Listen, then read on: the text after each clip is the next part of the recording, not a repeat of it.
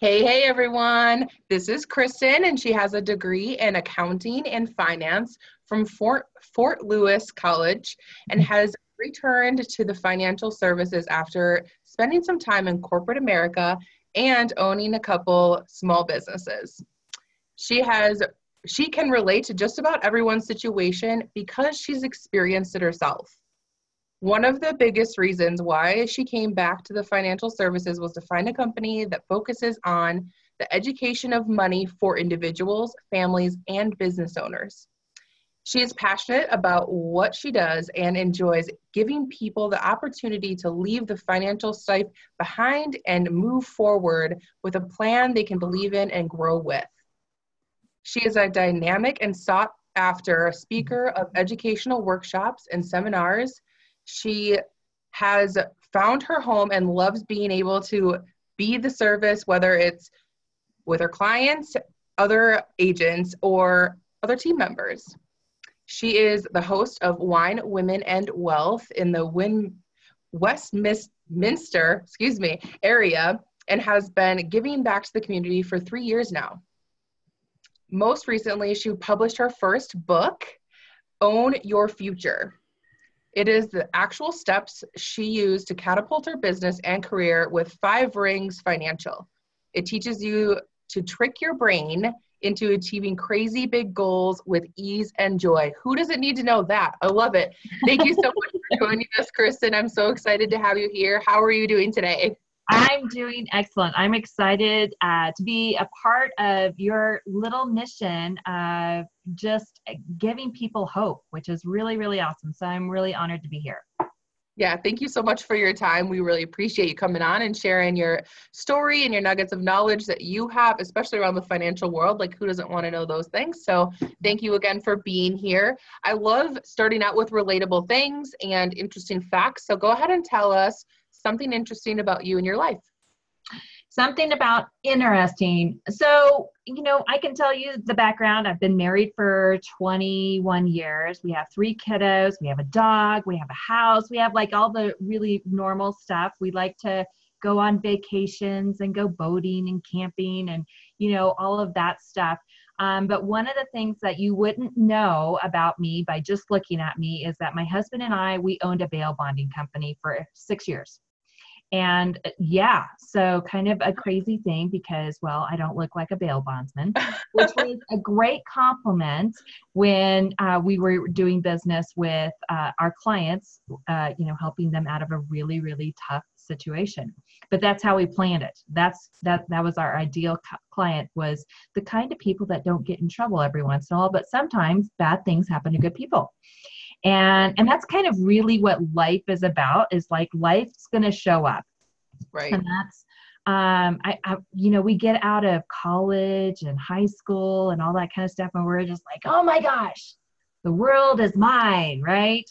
And then we kind of realize that life's a little bit harder than we thought, especially when we're little. Like, we have these bitties and they have no idea. Like, my daughter's just, she's a freshman in college, and she's kind of, gotten her first taste of what it's like to adult and be that adult. And it's not as awesome or glamorous as we thought. Yeah. It comes with a lot of responsibility. It comes with money. Money is very much included. I mean, that's the biggest part of it. Yeah. So in life, just kind of, it's going to show up. And I think the really, the hard part is one, we don't know when it's going to show up, how it's going to show up. Sometimes it's going to show up a couple of different times.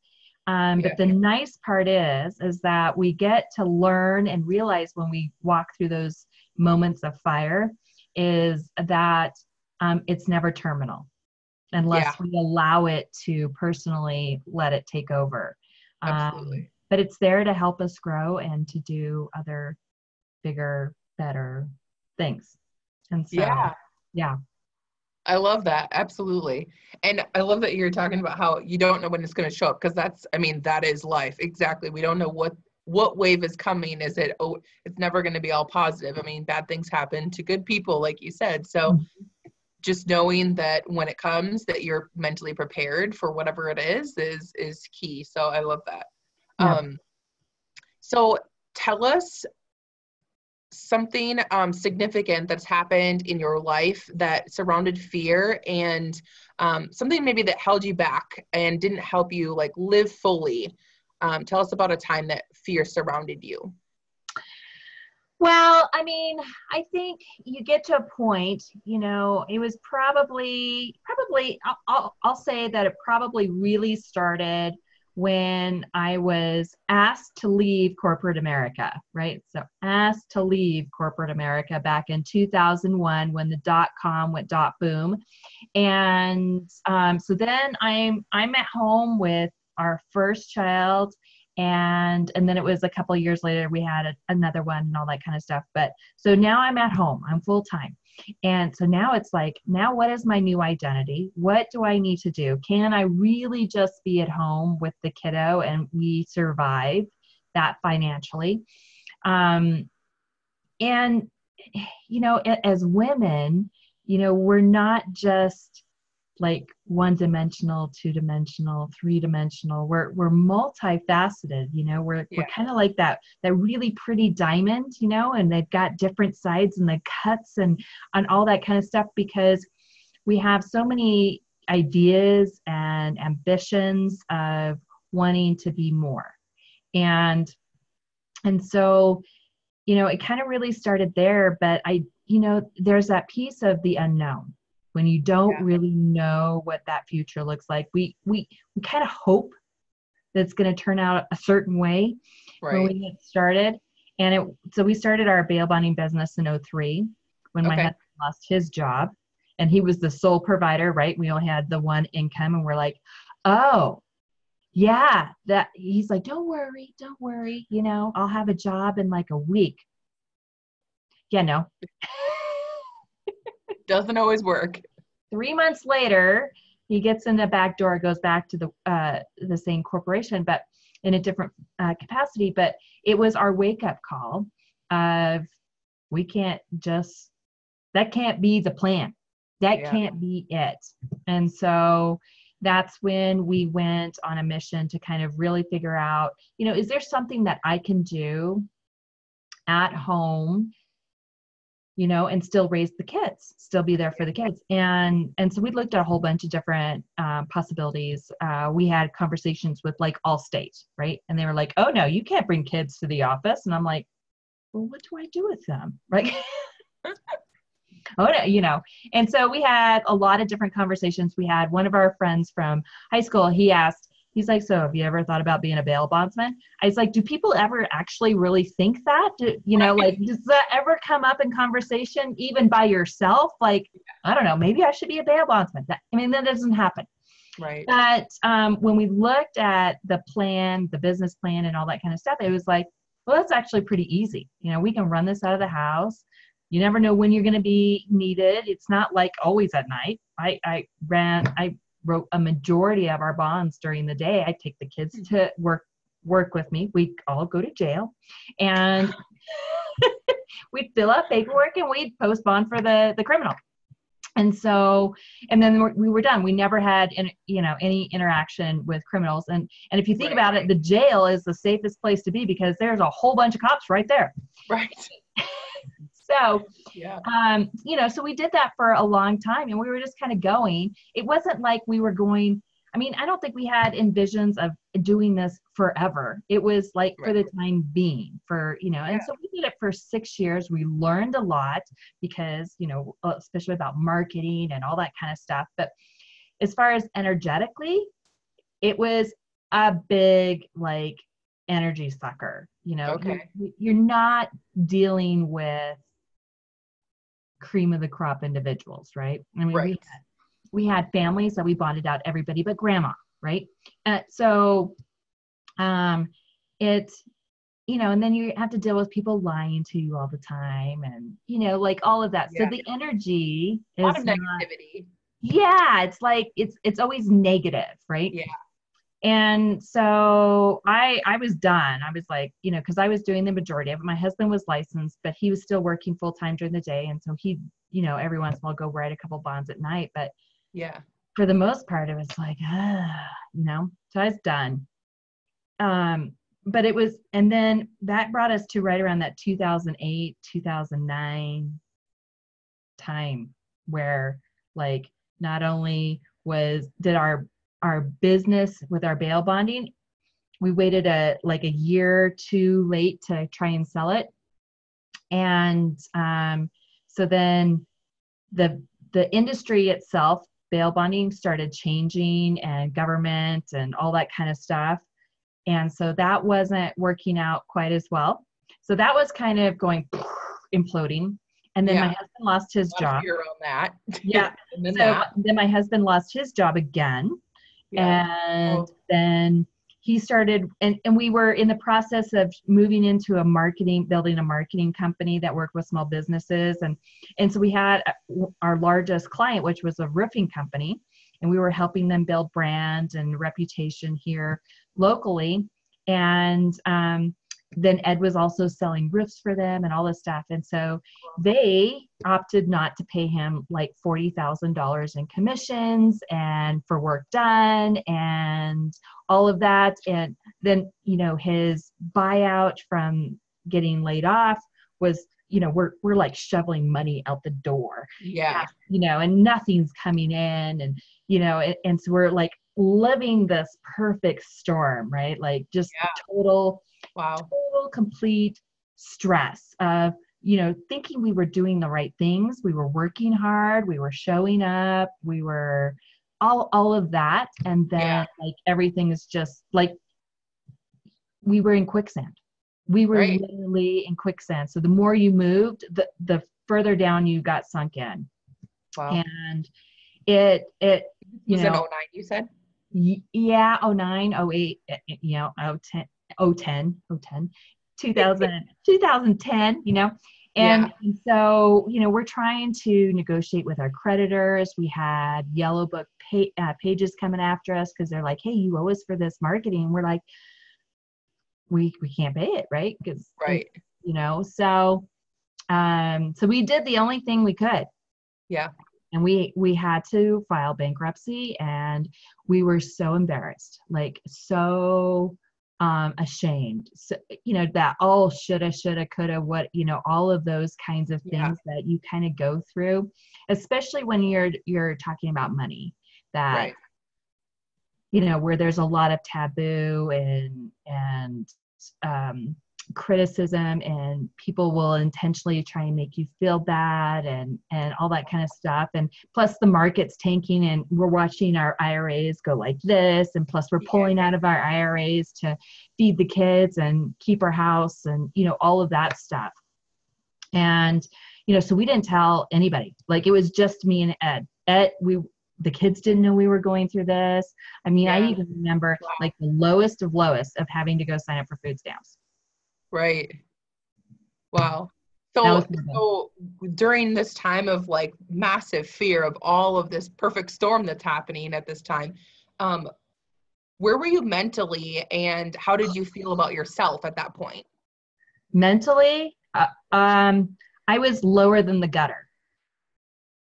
I mean, like pond scum, like what, I mean, like I had no confidence. I lived in fear. I didn't even sleep that much. Your sleep, like, your stress level, your tension between your husband and yourself. I mean, like all of it. Plus, your kids are working your last good nerve, and they don't know what's going on, but yet you're like, dang, and it's, so you don't have any confidence in yourself because you're looking at your bank account, and sometimes you equate your self-worth with that.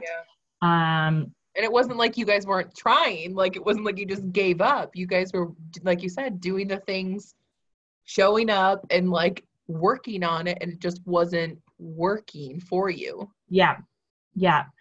And so, you kind of get to this space where, once we were done with the bankruptcy, like that was like, that really truly was like a saving grace, even though we were so ashamed, like so ashamed of it all. It was what we needed to just wipe stuff, get a clean slate, and then move from drowning to, keeping our head above the water. But even then, you still, no one can see it, but you've marked yourself, and you're still like talking horribly to yourself. You're still beating yourself up, and, still really kind of living in the past. Right. Yeah. And not getting away from it. And, so it took a long time. It really took a long time. We honestly did not even share our whole entire story until a year ago. Like, nobody knew. Like, wow. We still have family That's a that big still does secret. not know. That's a huge secret to like hold in, like all of those feelings that you're just mentioning, and being that low for that long and that private. Like, oh. Yeah. Well, and so glad you don't have to hide that anymore. Well, and I will tell you what happened is that we were at church, and we were chatting with a guy that we totally respect and we liked, and we, like he was our mechanic. He worked on our cars. So we knew him really well. But we were sitting there, and, we're in the process of like, just starting down this road of like total desperation. My husband, we were getting unemployment. We were in that stage where we could get at least a little of that still. Yeah. But eventually that runs out, right? And so he sat there, and he goes, I would never hire anybody who's ever taken unemployment. So here we're taking unemployment, right? And we're like, yeah, I can't imagine you ever. Oh no. So it was that conversation. But it was that conversation that told us we should never tell our story, and that we had to like keep it like super on the down low. We didn't share it with anybody. And it was that, and it was also that part of that conversation, it's so crazy how one conversation with just the right person at just the right time can imprint on you and dictate how you will act and show up going forward. And it was that, big thing that we're like, holy crap, we should be, doubly ashamed. Cause we did, we really like this guy. We respected him, and thought we had a really great relationship with him, but not good enough to tell him, hey, so we're on, Right. So when you are breaking free of the fear, like moving in the new directions, like relationships do shift and change. And that brings me to my next question. Did that happen to you guys with holding your secret? And then once you did start to bring it out like a year ago, how did the relationships and friendships change or shift for you guys in that process? So, we don't scream from the rooftops that this happened to us. We will have conversations like one-on-one with clients just to, alleviate some of their stress and let them know that we understand completely what they're going through. Like, give them that piece, and like, also tell them, hey, bad stuff happens to good people. It happens to, debt will happen to good people all the time, whatever it just does. And like I said, we haven't like, I've never told my brother and sister. I don't even think I told my parents. I know, To this day? To this day. Wow. My parents know that we went through a rough time, but I don't think they know that we had to claim bankruptcy. And in reality, like, is it anybody else's business? No, not really. I remember when we were growing up, I grew up on a farm, and I remember at a very young age, the farm getting to a place where they had to auction off a bunch of stuff. Right. Like, to save face, to constrict. Like, we were a really big farming organization. Okay. But then like my dad's brothers, one moved to California, one became a missionary. So then it's just my dad. And to take on all of that, it just kind of, it really kind of killed the business. And I remember, you know, having to get ready for this auction. And so I know that they've been through some of the same stuff, and it wouldn't matter, but, and the kids know, and they were like, oh my gosh, we had no idea. Yeah. I share it when I feel it might be most appropriate. And to give other people hope and understanding and know. So like when we shared it a year ago, we went big. We went like on a stage in front of 550 people that we work with, right, who are doing this business with us. Yeah. Knowing that there had to be, knowing that there had to be a whole bunch of other people in the audience that have either lived it or currently living it, to say, hey, there's another side to that. And so, you know, as far as, you know, relationships and stuff like that, I'd say I use it on a professional level rather than a social level or a familial level.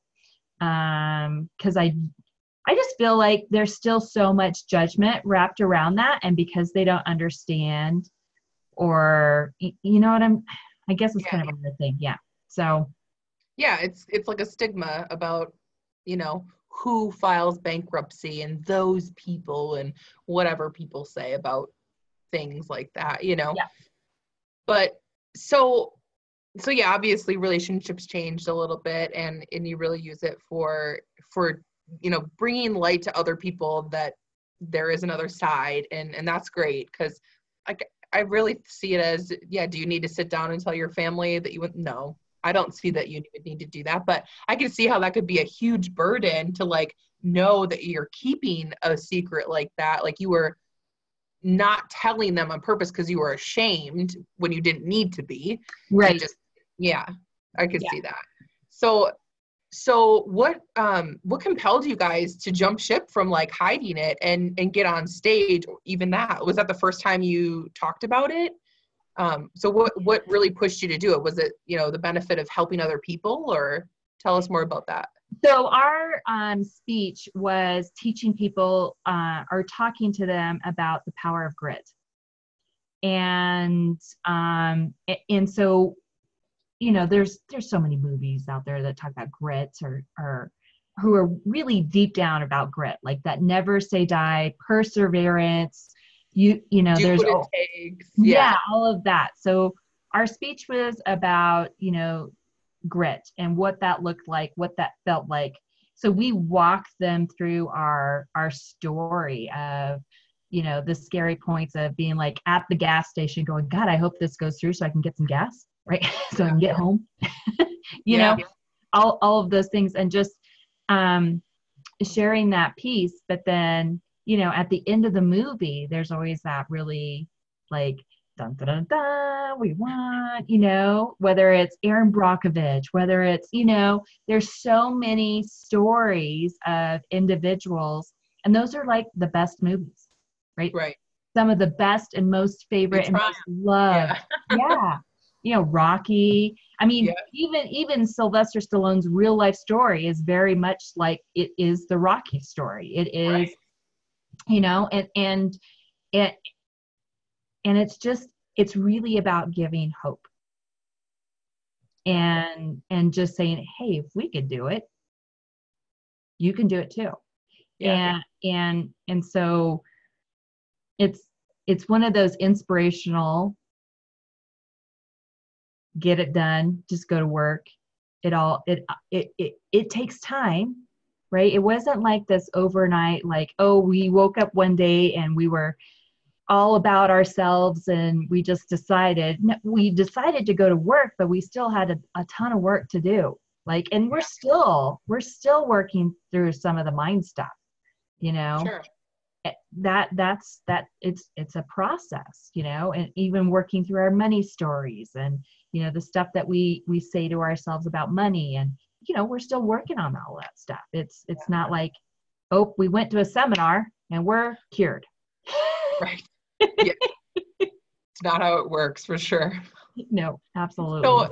So with that, like, what advice would you give people about overcoming the fear with money and that kind of thing? So, you know, I think it's, you know, there are a lot of really great resources out there, whether they're individuals, whether they're books. But I would say like our saving grace, like and I don't think we knew it at the time. That's kind of the weird part is that, you know, yes, I was open when I found Five Rings Financial, and I was Right. looking, I was actively looking for something. I just didn't know what. But maybe I was looking for more of someone's or a group of individuals that could love on me and support me and became my family that isn't family. That Right. makes sense, right? Yeah. Because I could tell them the big, ugly truth, sort of, Right. parts of it at the time. They got the whole story. But finding a space and a community and a place to like heal. Sometimes you have to heal. Absolutely. And then you have, and at the same time, they're going to give you permission to heal. Then they're going to give you permission to be you and let you kind of go through the phases of whether it's grief and understanding and then acceptance and, you know, all that kind of stuff, the phases of all that happens. And then just really kind of, that was truly our saving grace, is finding that group of individuals that could foster some education and support and love. So it's kind of finding your tribe. Well, positivity totally matters. And when you surround yourself with positivity and support, I mean, they can move mountains for sure. Yeah. Yeah. So, that was our saving grace. And so they gave us the opportunity to do all of those things without them really even knowing all the story, but they just kept loving on us, and we just kept showing up because it was awesome. It was what we needed. Yeah.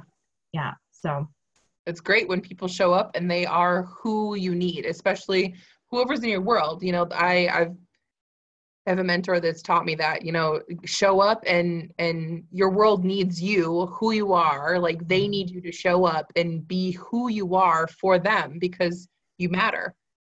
You matter, and your gifts, your story, your talents, all that stuff.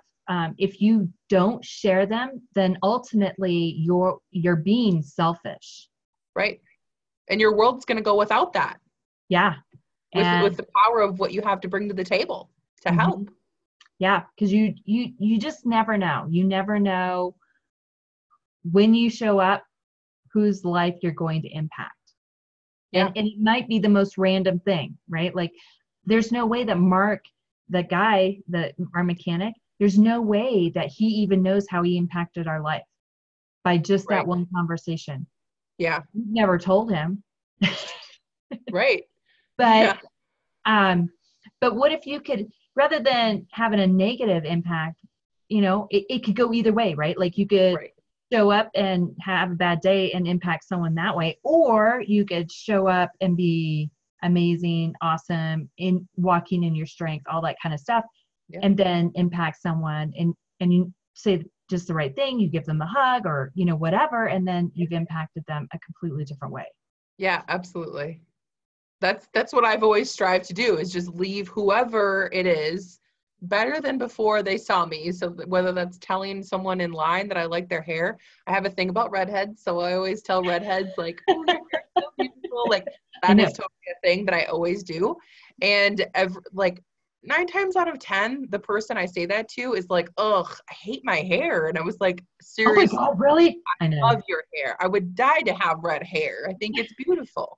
It's just one of those things, you know, we see other things in people, and saying the positive things could totally change someone's day or how they look at their situation or their life or whatever it is. But yeah, absolutely.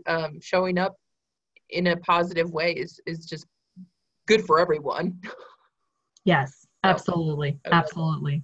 So, okay, so you're in the process of being really good about how you move through your fears. And I'd love to be a dreamer and hear what people think about the future. So where do you see yourself in 5 years? So it's so funny because I read what I wrote earlier. Yeah. And I went small. Yeah. Because that was 2 months ago. I know.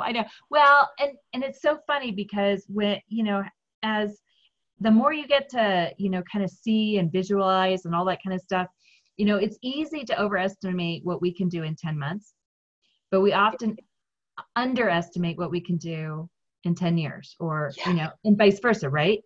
Yeah. And so when I was reading what I had written, I was like, yeah, I want to do that this year. So, but that's awesome. But in 5 years, I mean, I really see us in a space where we do have multiple agencies throughout the United States. And we have probably more like 20 or more individuals who are earning $100,000 or more working this business. And just being in a space where financially our stress is a little bit different because it comes, we have to be really, really mindful of our taxes, that kind of stress, right? Like we don't want to make sure we're paying too much in our tax. So we have to have really, really amazing tax gurus who surround us. That's the kind of stress that I expect us to be having 5 years from now. And just making sure that piece. So I don't mind that kind of financial stress. Right. And I just give it to somebody else. We have people for that. We have people for that. And, but really, we live a very, very blessed life right now. We're making more money than we ever have. And we have a very relaxed and casual schedule. We don't put in, people, I give the impression that I work a lot, but when I look at my calendar and my actual hours that I put in, I'm still doing part-time work. Right. I'm not putting in 40 hours. I'm not. But it's intentional. Yeah. I mean, because we get to take the kids to school, we get to pick them up, we get to, do all of those things. And so we, and we get to go on at least 3 to 4, sometimes 5 vacations a year, which, is more than we've ever done, Right. Amazing. We were lucky if we go on 1. Yes. And so, that's just going to compound and get better, but the joy will become from showing others how to do that as well. And really kind of building that piece up and giving people, the hand up like someone did for us. Yeah, absolutely. Yeah. I love that so much. So tell everyone how they can connect with you, Kristen. Where's the best way? So I am all over the place. So I make it as easy as possible. So if you would, but if you want to just call me or text me, you can call me at 303-944-6195. That takes calls and texts. You can email me, Kristen, Kristen, because I'm a 10. Kristen at 5ringsfinancial.com, and you spell out the 5. Or you can find me on Facebook. I'm on LinkedIn. I'm on Instagram. I do all of those. So our Facebook page is called Money Secrets. So you can just type in Money Secrets and ping us that way. So we make it pretty easy to connect with us. Very cool. Awesome. So what's one last thing you want to leave people with before we end? I would say, the whatever fire you're having to walk through, it is there for a reason. It is building you up, teaching you what you need to be, is making you stronger because you have bigger, better things in store for you. And you have to be stronger, better for those. So go with it. Know it's there to teach you. And you're going to be that much better on the other side. I love it. I got goosebumps. I love it. That's awesome. Thank you so much for your time. Thank you so much for sharing your story and giving us your tips and just sharing everything with us. I mean, like you said, it's not a comfortable conversation to have with people. And I appreciate you coming on and being a part of the vlog. And guys, if you have any questions about anything that Kristen has talked about, connect with her, find her on any of her avenues and go connect, because she's amazing. And I want to help you guys any way I can by connecting you to people like Kristen. So thank you so much for tuning in, and love yourself and live fearlessly. Thank you. Thanks.